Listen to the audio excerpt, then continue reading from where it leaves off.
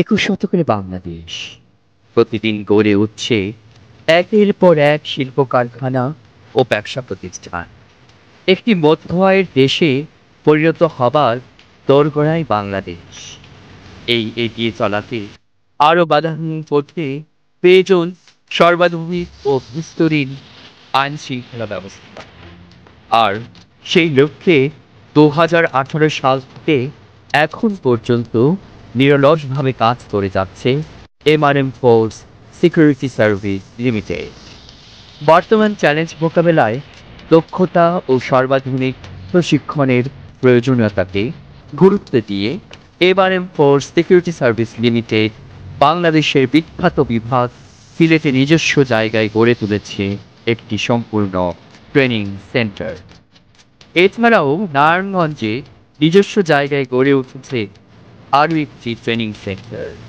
MRM ফোর্সের গার্ডদের নির্বাচিত করা হয় মাঠ পর্যায় থেকে সর্বোচ্চ সতর্কতা বা কঠোর পর্যবেক্ষণের মাধ্যমে।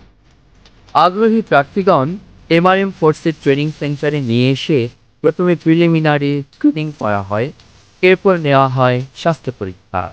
স্বাস্থ্য পরীক্ষায় উত্তীর্ণরা অংশ নেয় মৌখিক পরীক্ষায়, এরপর লিখিত পরীক্ষা এবং সর্বশেষে মেডিকেল টেস্ট।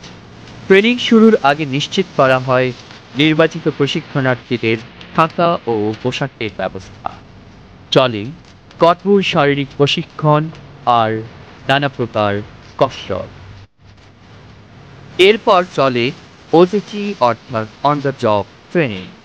সেবা গ্রহীতা প্রতিষ্ঠানকে এমআরএম ফোর্স শুধুমাত্র রিঅ্যাক্টিভ নয়, প্রোঅ্যাক্টিভ নিরাপত্তাও দিয়ে থাকে।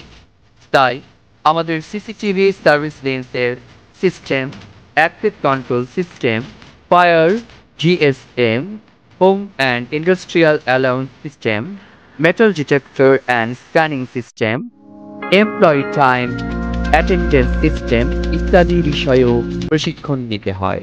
নিরাপত্তা সেবার পাশাপাশি এমআরএম ফোর্স সার্ভিসেস দীর্ঘদিন বিভিন্ন হাউসকিপিং ও সেবা দিয়ে আসছে সুনামের সাথে।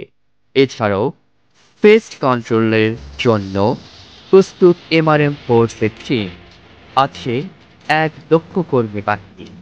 গার্ডদের বেতন ও অন্যান্য সুবিধা দেওয়ার ক্ষেত্রে এমআরএম ফোর্সের কঠোরভাবে নিয়ম মেনে চলে শ্রম আইন 2006।